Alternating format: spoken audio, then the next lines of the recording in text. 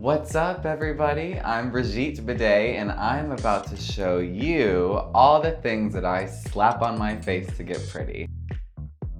We're almost done. We're at the last step. Oh my god. Grab your lip liner pencil and a pencil sharpener. This is a GSQ pencil sharpener, which I love because there's a top on it that collects all the pencil shavings, so it's not gonna crack open in your makeup bag and get all over everything. Then we got this gorgeous lip liner by NYX.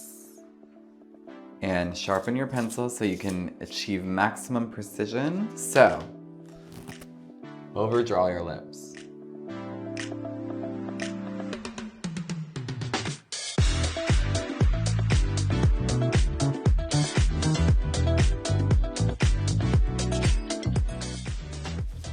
And there you have it.